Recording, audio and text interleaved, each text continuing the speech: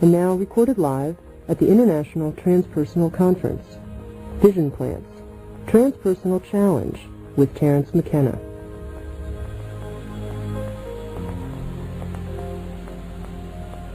This presentation will explore the model that shamanic use of vision plants provides for transpersonal psychology, particular attention given to the role such plants play in personal integration, deeper implications of shamanic use of plants, role of mind in the natural order, and the planetary future.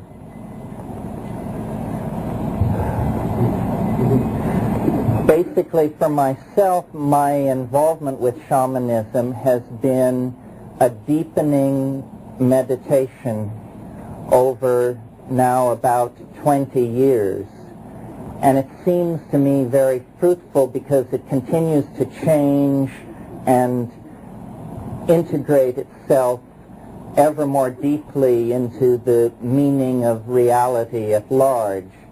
So that for me, shamanism has become a kind of overarching metaphor for not only personal being in the world, but the historical adventure, the being of the species in the world.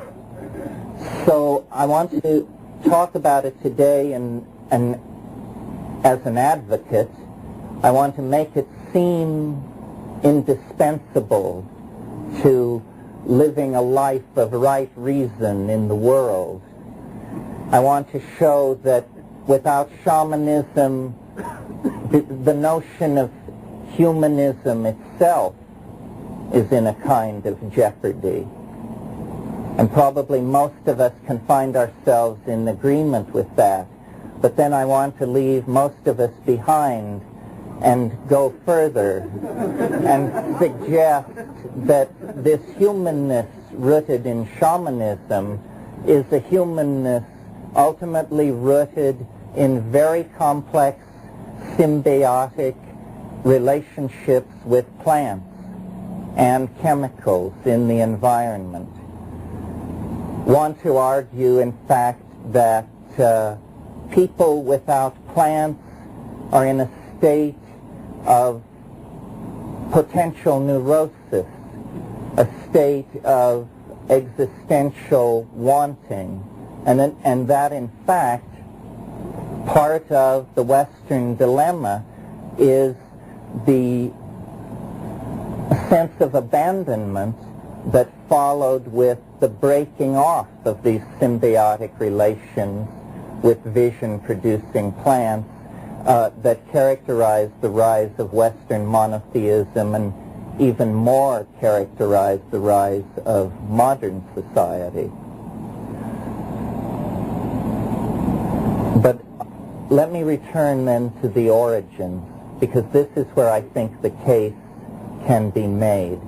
My interpretation of the time we're living through and this amorphous movement that we all somehow in some way are a part of, which calls itself the New Age or what have you. I call it the Archaic Revival.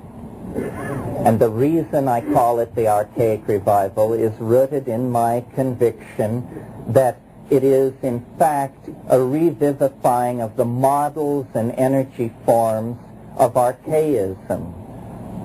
And shamanism, then, is suddenly centrally highlighted. Shamanism was the profession ne plus ultra of the Upper Neolithic era. And what was this profession precisely about? Well, it was about exploring the envelope of cognition, pushing against the linguistic membrane of what it was possible to say, symbolize, conceive, and communicate. Now, why should one species, out of all those competing on the earth, attain somehow a kind of mega-adaptive ability that causes a kind of compression of biological time into the phenomenon that we call history? Is it simply, as our theologians have always been forced to conceive, that divine agency entered into the mechanism of the world and somehow set a spark in motion that kindled and grew into humanity? Or is it, as the 19th century explored so exhaustively, the possibility that incremental change can eventually initiate and insinuate into a situation new states of higher order, including even possibly the state of higher order that we call self-reflecting consciousness? But somehow this is no more than a gradual refinement out of previous states of nature. Well, what I want to suggest is that it is a bit of both of these points of view, the divine intervention and the evolutionary.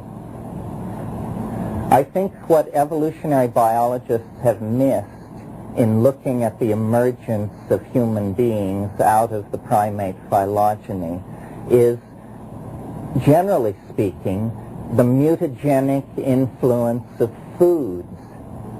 The fact that a fruit-eating arboreal primate, because of a situation of spreading dryness in the environment, evolved into a pack-hunting creature of the grasslands with an omnivorous diet. And omnivores, by their very nature, expose themselves to a very large number of mutagenic influences. I'm speaking now chemically. Mutagenic influences that interfere with correct copying of protein, interfere with spacing of children, lactation, interfere with mentation, psychoactive compounds in the food chain. And it's very interesting that as human beings transform themselves into omnivorous pack-hunting omnivores, you begin to see the first faint stirrings of self-reflection. You begin to get the fire pits and later the chipped flint leavings of earliest Neolithic human tool making.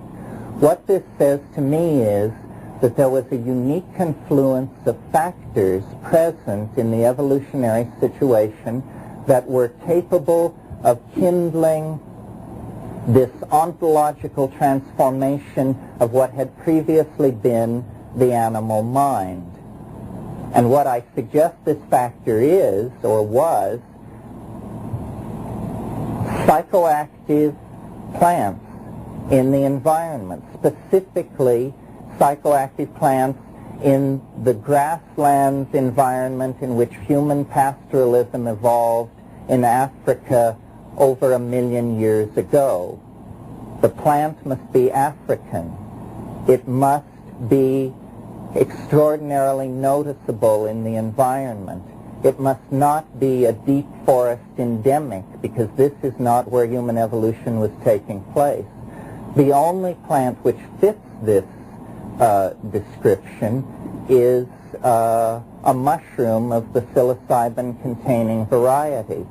And it's very easy to see, I think, that the presence then of psychoactive compounds of this sort in the early human diet set the stage for a number of structural and psychological changes.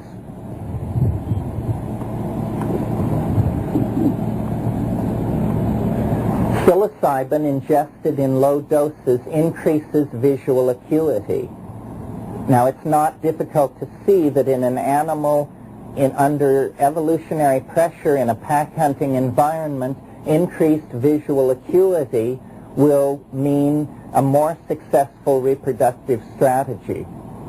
This means that those animals not including the psychoactive substance in their diet will be mitigated against and fade from the scene. And by this process, a steady bootstrapping process, self-reflection was born in our species. How do we get from visual acuity to self-reflection? Low doses of psilocybin give increased visual acuity. Medium-range doses of psilocybin give an increased interest in erotic activity. You should laugh. There may not be too many laughs with this one. Slightly higher doses of psilocybin give an experience of the numinosum, an actual contact with a mystery in the human psyche, which is no less mysterious to us today than it was to our ancestors when the last glaciation was retreating against Canada. I mean, don't kid yourself. In the face of this, the content of this symbiotic relationship, modernism, rationalism, positivism, all is exposed as just whistling past the graveyard, because the numinous depth of the mystery that seems to have called us out of the animal mind is completely impenetrable to modern analysis. That's why even discussing its presence is mitigated against so intensely. Well, I don't want to spend too much time on this early facet of the emergence thing. I want to move ahead and show that as pastoralism developed, as the domestic relationship between cattle, human beings, and mushrooms settled down into a self-reinforcing cycle of consciousness, language arose, religion arose of the goddess-oriented variety, and the connection of the cow to the goddess is there at the dawn time. There is no question about it. Language seems to have been the particular prerogative of women in the early emergent phases. This is possibly because men were involved in hunting activities where great premium is placed on silent stealthiness, while women were engaged as gatherers in the hunting-gathering phase. Women were engaged in gathering plants. And as all botanists can tell you, gathering plants involves an extensive taxonomic language, so that the difference, the minute differences between cereal grains and insects and all of these things need to be linguistically defined and characterized. And to this day, a taxonomic description of a plant is a Joycean thrill to read, because, you know, subapically glabrous with lanceolate trifolium, and so on for many, many lines.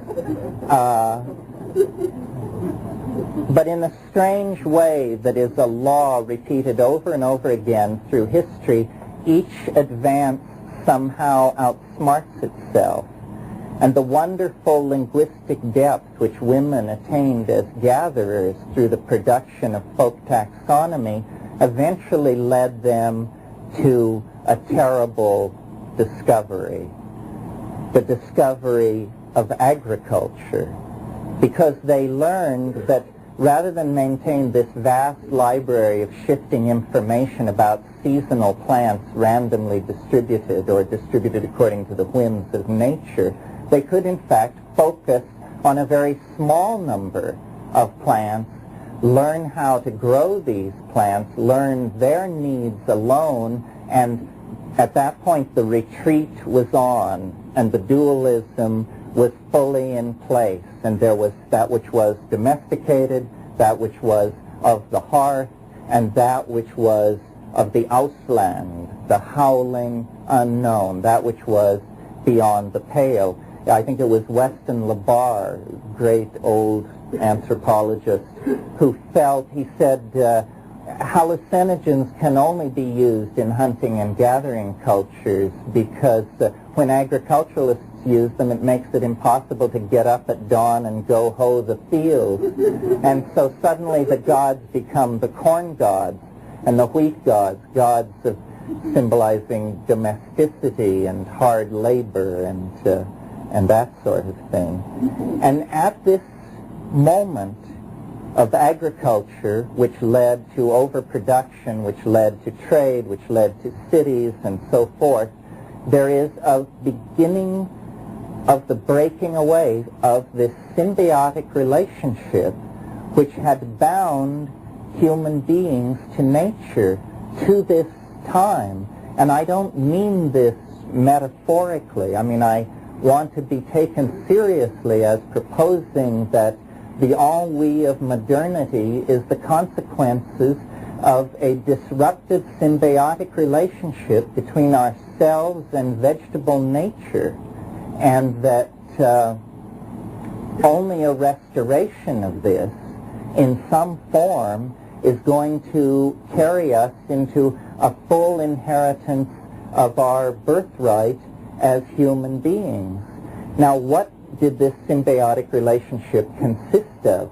What was the effect of this psychedelic use, this embeddedness of language-using, cognition-using, but stoned primates in the natural order? Well, I submit to you that what it was, or how it acted operationally, was as a feminizing pheromone, that the continuous exposure to this tremendum represented by the hallucinogenically induced ecstasy acted to continuously dissolve that portion of the psyche which as moderns we call the male ego. And I don't mean that it only worked on men. I mean that wherever in human personalities this certain catch began to form and build like a calcareous tumor in the personality, the psycholytic presence of the undeniable fact of the tremendum tended to dissolve this back into Tao, psychic health, however you wish to style it. And that the evolution of language then, setting up this movement off into specialization and a movement away from nature, set up the consequences of the ennui which permeates Western civilization. It is only in Western civilization that you get this steady focus on this monotheistic ideal and working out the implications of what is essentially a pathological personality pattern, the pattern of the omniscient, omnipresent, all-knowing, wrathful male deity. No one you would invite to your garden party. It's very interesting that this ideal is the only instance, the only hypostatization of deity that I know of that has no congress with woman. At any point in the theological myth, the God of Western civilization has nothing to do with women. And the presence of the Sophia and the presence of the Mater Dolorosa and all of these things have only been tolerated as heresies in the Western tradition. And it is the Western tradition that has the most continuous break with this symbiotic relationship. In other words, we have wandered into a state of prolonged neurosis because of the absence of a direct pipeline to the unconscious. And we have then fallen victim to priestcraft of every conceivable sort. A similar situation, which may give us some objective perspective on our own, haunts the fate of those portions of Indo-European humanity that went east instead of west. In other words, the whole story of Indian civilization is the story of a masculine, static, hierarchically organized, system coming into place in the wake of the loss of the secret of soma, the loss of the portal to another kind of vegetable gnosis. Well, so provided then that I have made my case and convinced you that this is all gospel, what kind of options are there to someone who believes this? Well, what that means is a brief survey of the anthropological opportunities to explore hallucinogenesis presently afforded by societies living throughout the world. There are, of course, the psilocybin complex discovered by Gordon Wasson, the magic mushrooms of central Mexico, which may have played a role in the Mayan and Toltec civilizations, and the wider-ranging pantropical Stropharia cubensis, Psilocybe cubensis, which originated in Thailand but is distributed throughout the warm tropics. Interesting, all of these shamanically sanctioned hallucinogens are in the indole family, a very narrow family of compounds, with the exception, I almost blew it, with the exception of mescaline, which is in a different family, a kind of amphetamine. But all the others, including the morning glory complex with its LSD-like alkaloids, chenoclavine and ergonomine, the psilocybin complex, which involves, as I said, several pandemic species and many highly indemnized species, especially in the Pacific Northwest, the Iboka cult of Gabon and Western Africa, which is sort of the exotic cousin of all of these things, but nevertheless structurally an indole, and then the short-acting tryptamines and the beta-carbolines. The short-acting tryptamines can be used separately. The beta-carbolines, though hallucinogenic in themselves, are usually used as monoamine oxidase inhibitors to enhance the effect of short-acting tryptamines. This is a highly evolved pharmacology and shamanic complex in South America. One of the peculiar puzzles of shamanic anthropology and ethnobotany is the clustering of hallucinogenic plants in South America. Why are the Old World tropics, the tropics of the Moluccas in Indonesia, not equally rich in hallucinogenic flora? No one can answer this question, but certainly Mesoamerica and the New World seems to be the great home of these things.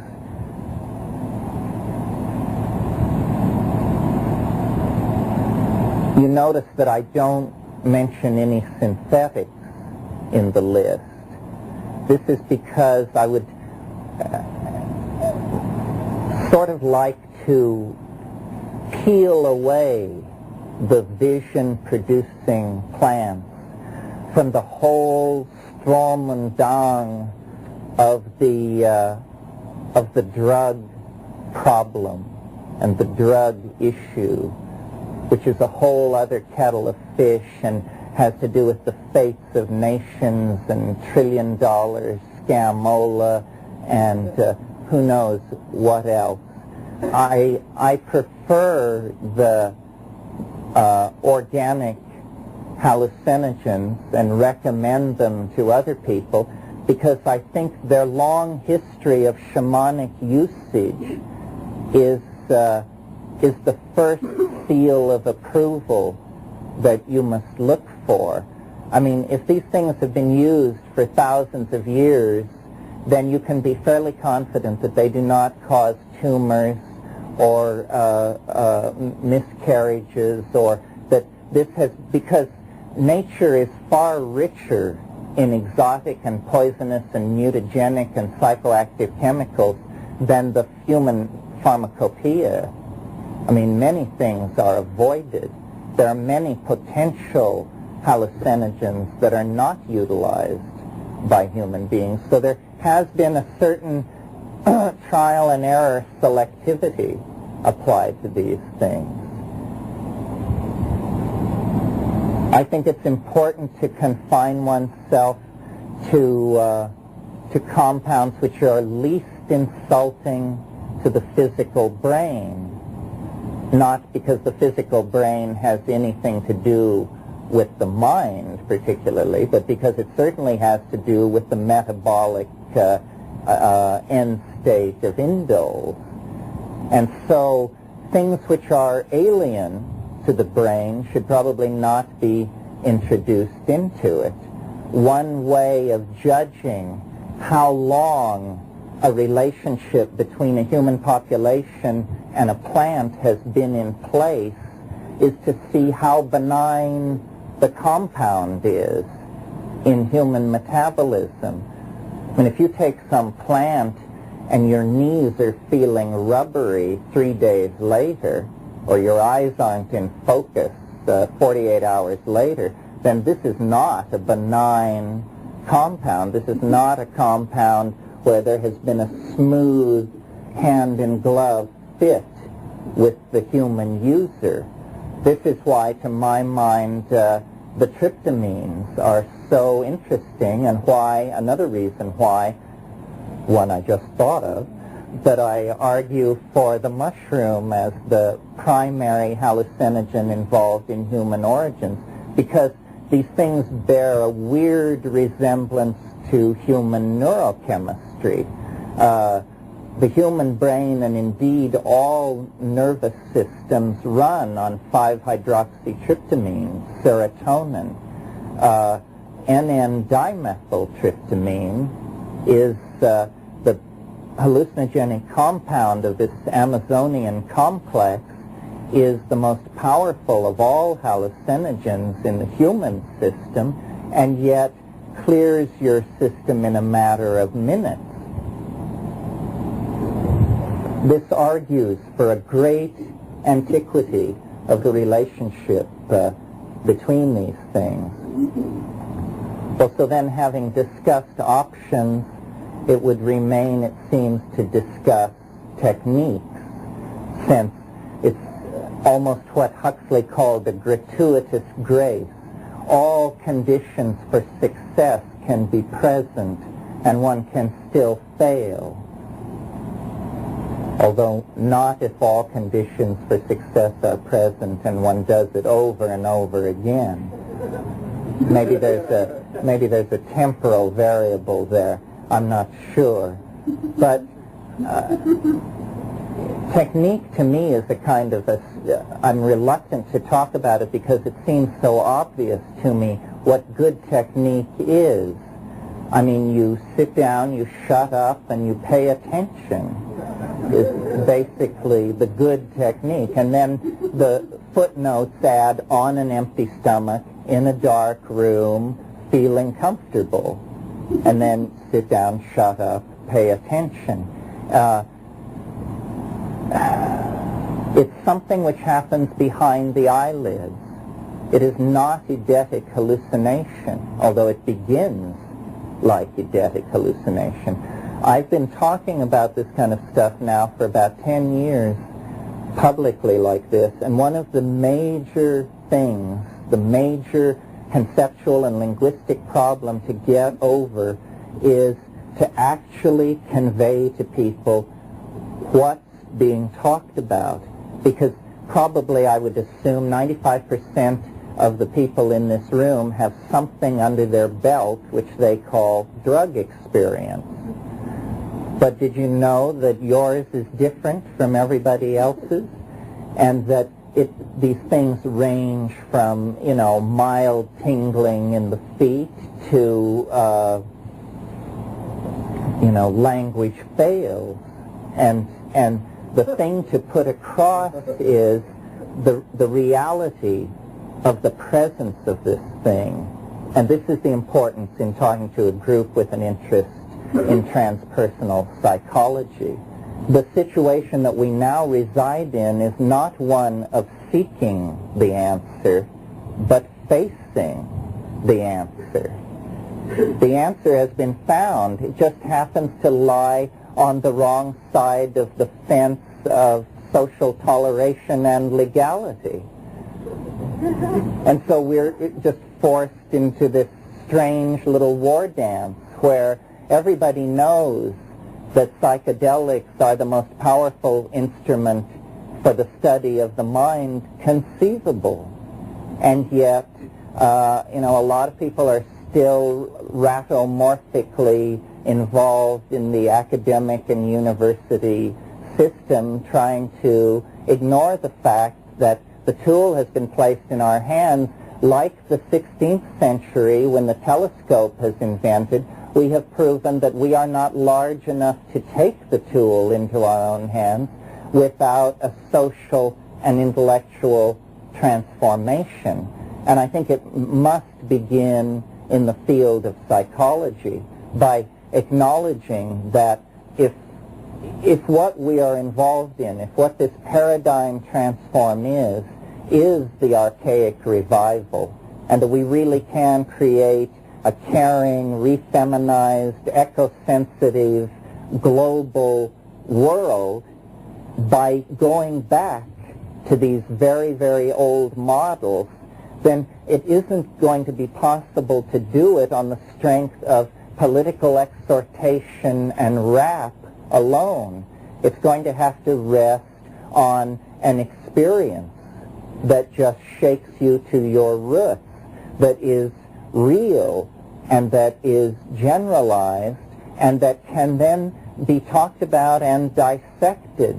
We need to acknowledge the depth of our dilemma and the real truth, I think, that we know about our options out.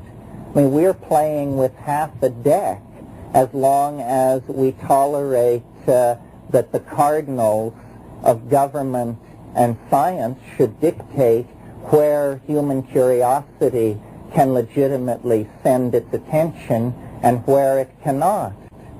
I mean, it's a essentially preposterous situation. It is essentially a civil rights issue, because what we're talking about here is the repression of a religious sensibility. In fact, not a religious sensibility, the religious sensibility, not built on some con game spun out by eunuchs, but based on the symbiotic relationship that was in place for our species for 50,000 years before the advent of history, writing, priestcraft, and propaganda. So it's a clarion call to recover a birthright, however uncomfortable that may make us. A call to realize that life lived in the absence of the psychedelic experience that primordial shamanism is based on is life trivialized, life denied, life enslaved to the ego and its fear of dissolution in this mysterious mama matrix which is all around us and which apparently extends to infinity, and where our historical future actually lies. This is the other thing.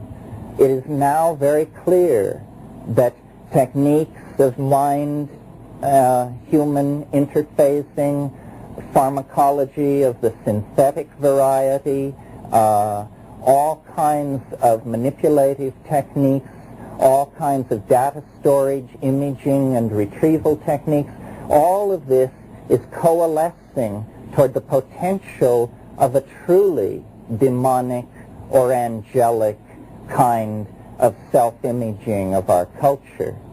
And the people who are on the demonic side are fully aware of this and hurrying full tilt forward with their plans to capture everyone as a 100% believing consumer inside some kind of beige-furnished fascism that won't even raise a ripple. So,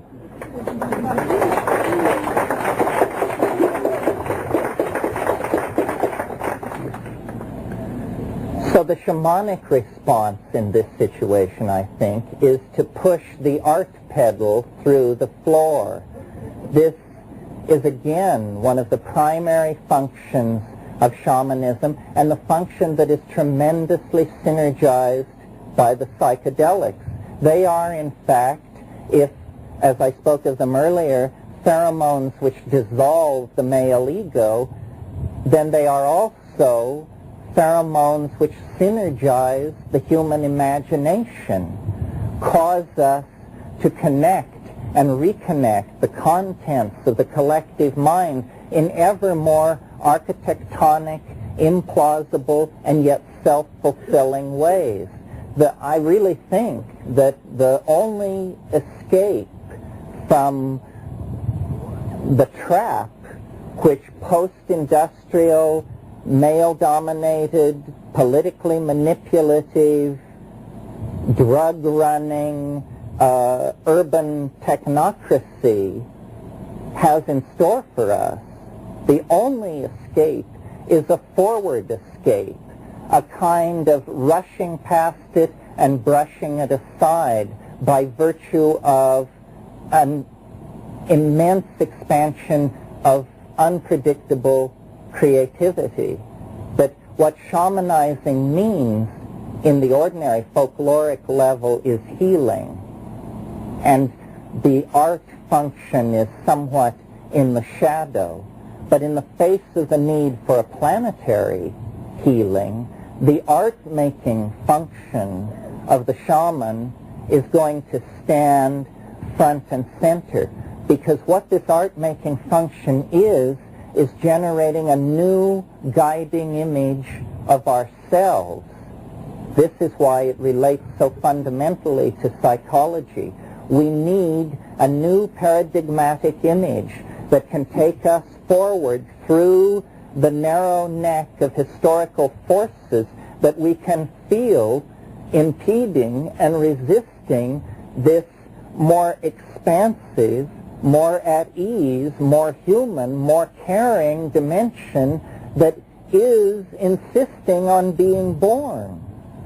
And so, in terms of political obligation, in terms of reforming and trying to save the soul of psychology, in terms of trying to goose along, connecting up the end of history with the beginning of history, all of this impels us, I think, to look at shamanism as the paradigmatic model, to take its techniques seriously, even those which challenge the divinely ordained covenants of the constabulary.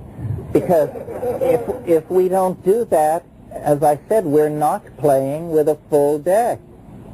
You know, years and years ago, before the term psychedelic was settled on, there was just a phenomenological description. These things were called consciousness-expanding drugs. Well, I think that's a very good term. Think about our dilemma on this planet. If the expansion of consciousness does not loom large in the human future, what kind of future is it going to be? Now, to my mind, the psychedelic position is most fundamentally threatening when fully logically thought out, because it is an anti-drug position. And make no mistake about it, the issue is drugged. How drugged shall you be? Or, to put it another way, consciousness. How conscious shall you be? Who shall be conscious? Who shall be unconscious? And imagine if the Japanese had won World War II, taken over America, and introduced an insidious drug which caused the average American to spend 6.5 hours a day consuming enemy propaganda. But this is what was done, not by the Japanese, by ourselves. This is television. 6.5 hours a day. Average. That's the average. So there must be people out there hooked on 24 hours a day, or I visit people in LA who have one set on in every room, so they're racking up a lot of time for the rest of it. You see, what is needed is an operational awareness of what we mean by drug. A drug is something which causes unexamined, obsessive, habituated behavior. You don't examine your behavior, you just do it. You do it obsessively. You let nothing get in the way of it. This is the kind of life we're being sold on every level. To watch, to consume, to buy. The psychedelic thing is off in this tiny corner, never mentioned, and yet it represents the only counterflow toward a tendency to just leave people in designer states of consciousness. Not their designers, but the designers of Madison Avenue, the Pentagon, so forth, and so on. This is really happening. I mean, it's only a matter of how tight you draw the metaphor that you realize, you know, I've been coming and going from Los Angeles recently a lot, and when the plane swings out over the eastern part of the city, looking down, it's like looking at a printed circuit. All these curved driveways and cul-de-sacs with the same little modules installed on each end of them, and you realize, you know, that as long as the Reader's Digest stays subscribed to and the TV stays on, these are all interchangeable parts. This is this nightmarish thing which McLuhan and Wyndham Lewis and others foresaw, the creation of the public. The public has no history, has no future, lives in a golden moment created by credit which binds them ineluctably to a fascist system that is never criticized. This is the ultimate consequence.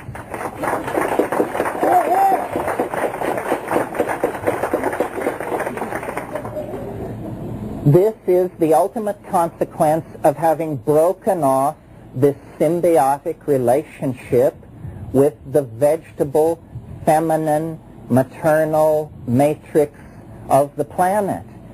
This is what ended partnership. This is what ended balance between the sexes. This is what set us on the long slide.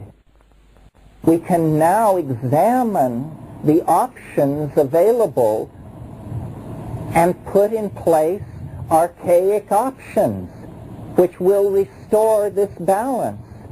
And to the good credit of people like Dick Schultes and Gordon Wasson and Albert Hoffman, we have in this century taken into our hands the tools, the information, and the means to do this.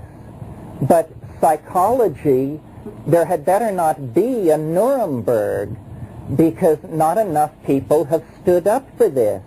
People have contented themselves with ratomorphism for 25 years when they knew in their hearts that it was wrong.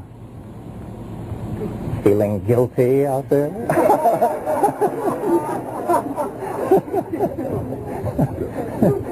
You could cheer to show that it wasn't you.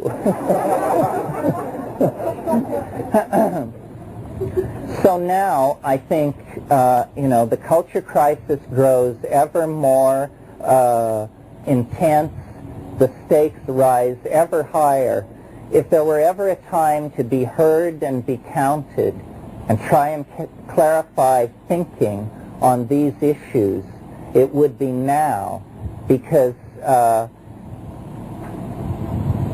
is a major attack on the Bill of Rights underway in the guise of a so-called drug bill. And somehow the drug issue is even more frightening than communism, even more insidious. McCarthy told America that communism was under the bed, he was wrong. Ronald Reagan and George Bush tell America that drugs are in the living room, and they're right. It is here. It is real. It is the hydrogen bomb of the third world. And the quality of rhetoric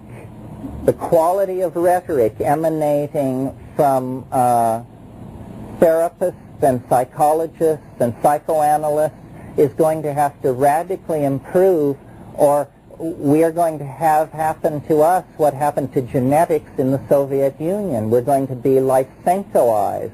We're going to be made lily white, and all opportunity for exploring this dimension is going to be closed off, almost as a footnote to the suppression of these synthetic poisonous narcotics, which are mostly dealt by governments anyway. But the psychedelic issue, as I said, it's a civil rights issue. It's a civil liberties issue. The reason women couldn't be given the vote in the 19th century, there was a very simple, overpowering reason that was always given. It would destroy society. And that's the reason given. This was also the reason why the king could not give up a divine right, the right of consanguinity. Chaos would result. And this is why we're told drugs cannot be legalized, because society would disintegrate. This is just nonsense. Most societies have always operated in the light of various habits based on plants. The whole history of mankind could be written as a series of made and broken relationships with plants. Think about the influence of tobacco on mercantilism in 17th and 18th century Europe. Think about the influence of coffee on the modern office worker, or the way the British influenced opium policy in the Far East to rule China, or the way the CIA used heroin in the American ghettos in the 1960s to choke off black dissent and black dissatisfaction with the war. History is about these plant relationships. They can be raised into consciousness, integrated into social policy, and used to create a more caring, meaningful world, or they can be denied the way sexuality was denied until the force of the work of Freud and others just made it impossible to maintain the fiction any longer. This choice of how quickly we develop into a mature community able to address this issue is entirely with us, I think. And certainly people like Stan Groff and others have worked valiantly to keep this kind of thing alive. But my God, you can count them on the fingers of one hand. So, that's really all I wanted to say. I left a half an hour for questions. At this point, Vision Plant's Transpersonal Challenge continues with an informal question and answer period. To make it easier for you, the listener, to follow along with this segment, Sounds True will repeat the questions from the audience. The first question: why don't you mention that DMT is an endogenous neurotransmitter and a Schedule I drug? Yes, DMT, the most powerful of all hallucinogens, occurs in the human brain as a normal part of metabolism. It also is a Schedule I drug. So you're all holding, and this might be the basis for some kind of case to just show what absolute poppycock all this nonsense is. People have been made illegal. Probably they should have thought of that sooner as a solution to the drug problem. It seems to me that often psychedelic insights are co-opted by the larger society and perverted. Don't you think that this is what happened in the 1960s? And my other question is, can you say anything about people who experience difficulties with mushrooms in terms of electrical storms and seizures? You know, understanding passeth everywhere. The information is really neutral. these things, how they work, the information they carry back to us, how we apply it, sort of depends on the moral order that we're embedded in. To a large degree, I think the 60s were probably misplayed, but on the other hand, it seems to be the last decade when anything happened. The lid has been utterly on ever since. It's an illusion, all this change. There is no change. I mean, we're living in some kind of weird eschatological hiatus while the people who rig the game try to send out for new batteries or something. I don't know what's going on, but there's a sense of an immense there's energy for change building. When it comes, which I don't think will be before this election, but when it ultimately comes, I think it will probably be fairly spectacular. It's astonishing, actually, the way in which change has been halted. Everyone is running around saying change, change, change, but on the other hand, there is a curious sense in which things have become eerily dreamlike and still while we just teeter on the edge of the end of history, and the same personalities, the same design elements, everything has looked the same in the galleries for 20 years. There is an eerie suspension, perhaps because the 60s did anticipate so much that it took 20 years to live them out. As to your other question about physical difficulties with mushrooms, the literature is not large. It's generally considered fairly safe.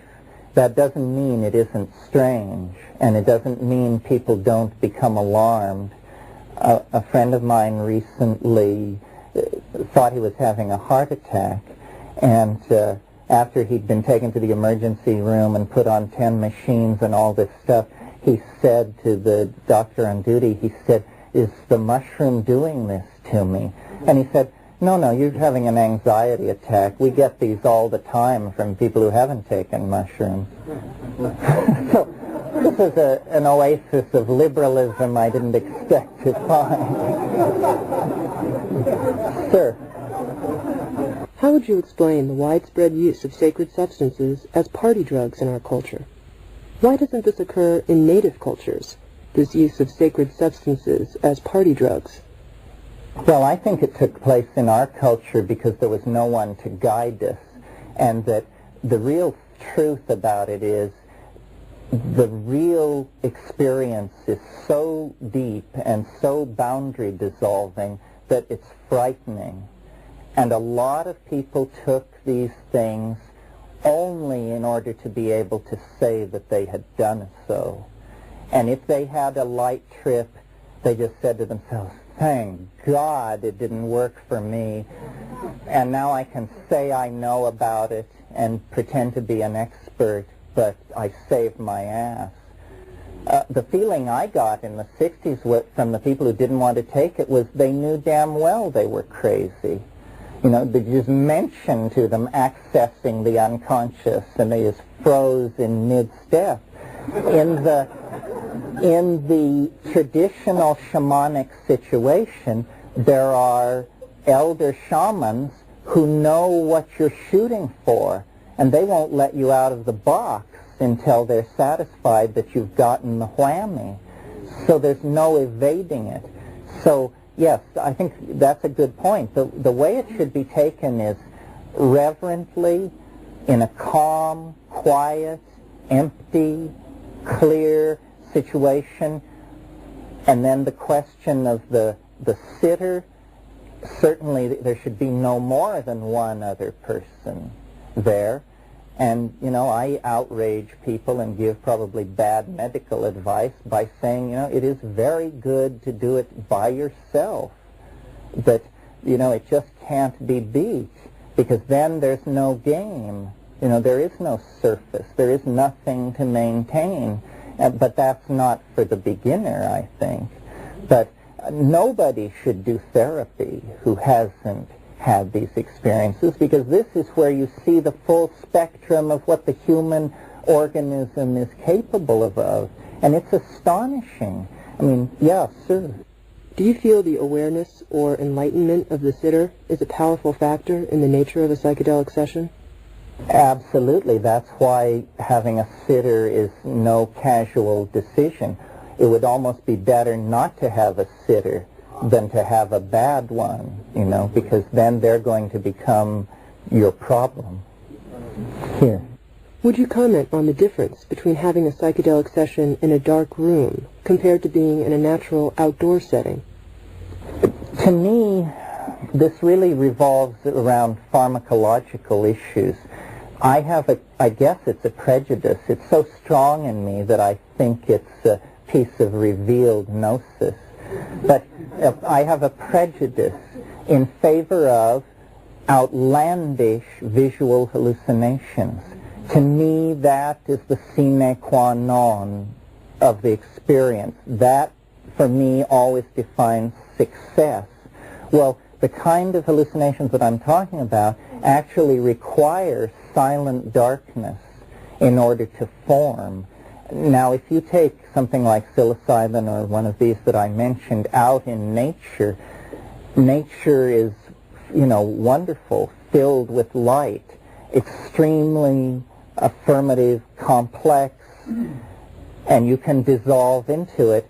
I guess there's something of the scientist in me, I guess, and I wanted to see what it was, the ding en fiche, the thing in itself, with no music, no pretty scenery, no tactile sensation. Just what can it do with pure velvet darkness behind closed eyelids? And the reward is that's where it works best, because then there is nothing for it to interfere with it or to set it thematically in one direction or another. Finally, you can see what is this bird on its own, you know.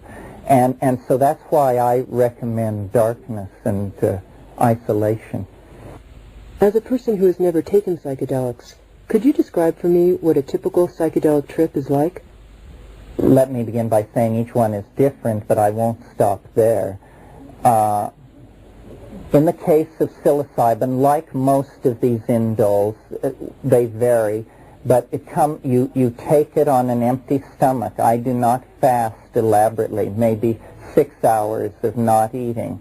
And then you take it on an empty stomach in silent darkness. And I always basically calm down and ritualize the space as soon as I've taken whatever it is. I mean, we were amazed in South America with these ayahuasqueros.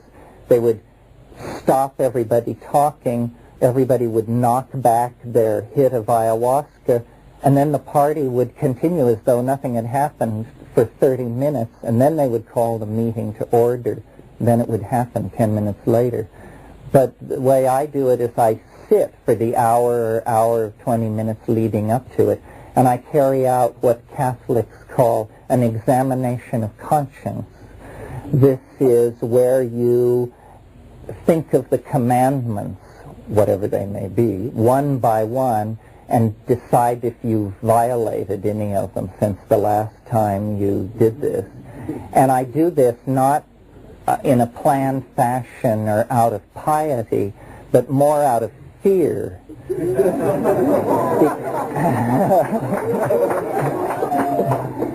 Because if I were to discover a huge violation, I might, well, I don't know what I would do. The purpose seems to be to anticipate any bad trip in the hour and 20 minutes before it actually comes on. And then at about the hour and 20 minute mark, with your eyes closed, you begin to see what is called streaming, just streaming lights. And it's sort of what you see when you press on your eyelids. These things you see when you press on your eyelids, don't do it if you're wearing contact lenses, are called phosphene imagery. And there can be a wave of that, And then there's a feeling, a full body feeling, as these, you can almost see thousands of these drug molecules fitting into their receptors in the synaptic cleft, and the electrical energy beginning to rise. And then there is what Mercilliod brilliantly named the rupture of plane. And the rupture of plane is fairly rapid. Well, then once the plane is ruptured, you're in some other plane. And it is, then it is what it is. And this is what you don't find out till you get there. It's some kind of X-ray of yourself, but you're unrecognizable to yourself, and there is information. The most startling thing about these indole hallucinogens is the information, that we're not talking here about geometric patterns and whirling fizz gigs and stuff like that. We're talking about scenes, songs, strings of imagery, bursts of poetic flight that hover between being felt, seen, and tasted, that go on for minutes on end, as though meaning itself has somehow taken on a self-replicatory life in the visible surface of the mind. And then it's all about, how you come to terms with this. If you have always been a very tight-assed, denying, rational, fearful sort of person, well, then you're just completely appalled, because boundary has dissolved. You don't know whether you're Agnes or Angus. You don't know whether it's up or down. And, it looks to you, it's like the E.B. White cartoon. It looks like megalomania to me, Martha. So, and the old style model was that you're supposed to swing from heaven states to hell states, and that the Tibetans have something to say about this. Well, I don't know. I think it's pretty much up for grabs. I don't know. It builds in a fugue of images and meaning that finally leave the realm of the sayable, and then it just goes off into what Wittgenstein called the unspeakable. And there, it's the peace that passeth understanding, and all things are made right. But you can't say very much about that when you come down. Could you comment on your experience with the personality of the mushroom, with the mushroom as an entity? Oh, yeah. How could I have gotten this far? Yes. I would have been remiss not to mention it, because I think it's the central conundrum, at least for me personally, and I would think for any rational person dealing with these things. We're not just talking about passive agents of transformation and slideshows of alien worlds and stuff like that. The central mystery is that the thing is animate, that there is at the center of these experiences an organized intellect, an ally, a spirit, an other, and an I-thou relationship is possible. And this is just, now this leads us to the edge of simply wild hyperbole and out into the realm of the utterly improbable. We have no place in our worldview for something like this. I mean, is it an extraterrestrial? Is it Gaia? Is it, as some Jungians have said, merely autonomous fragments of the personality that have slipped from the reins of the ego's control and now return to haunt us as gnomes, kibiri, water spirits, and sylphs of the air? Well, I don't know, but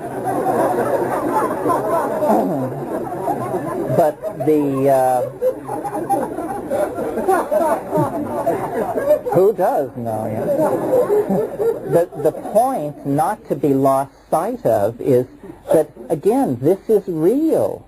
This is not rare. this is common on psilocybin. What you don't get with, I don't believe anyway, but what you don't get with yoga, what you certainly don't get with mystical experience, is any degree of on-command repeatability of these bizarre mental and physical states. And yet with something like DMT, if you get somebody who is transported into a realm of self-transforming, chattering machine elves, chances are they will get elves every time.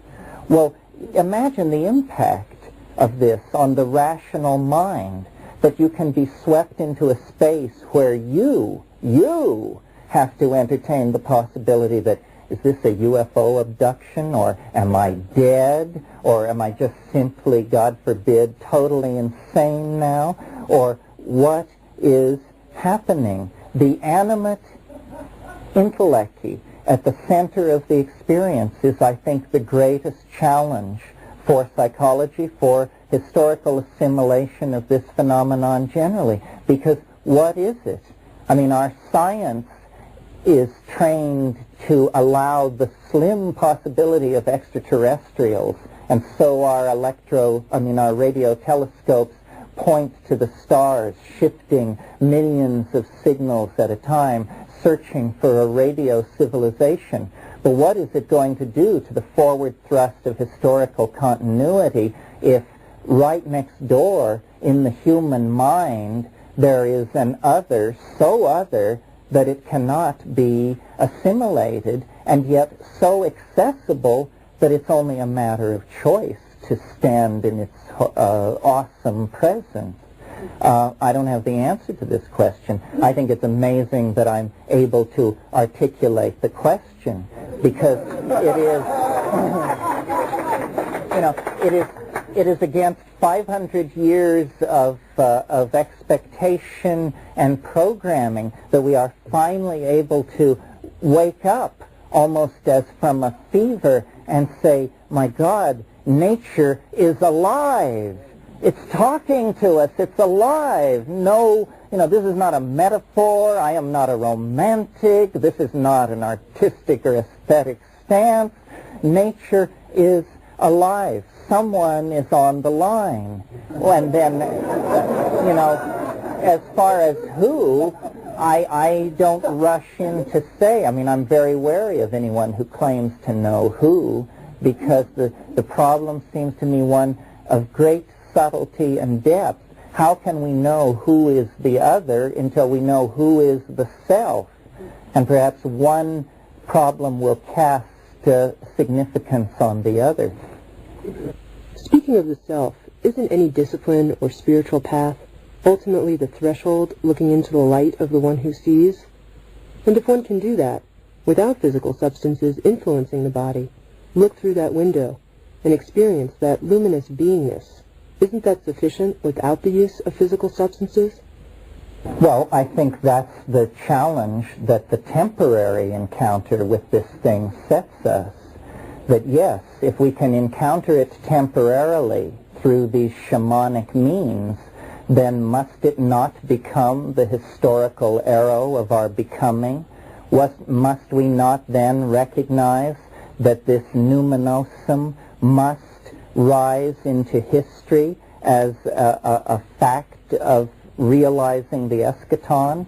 That's what I think, that actually the shamans are seeing and have always seen some kind of transhistorical object, some kind of vast hypostatization of ourselves as deity that is casting a shadow back through time, and that all magic, all religion, all vision is an anticipation of this future state. What excites me is the notion that we may have reached the point in this process where we can consciously know that that is what we are doing, that that is what we are about, that our task is the architectonic expression of the divine other, and then set about it without any more haggling and tail dragging. In other words, to realize what our destiny is will cause us to move toward it with much greater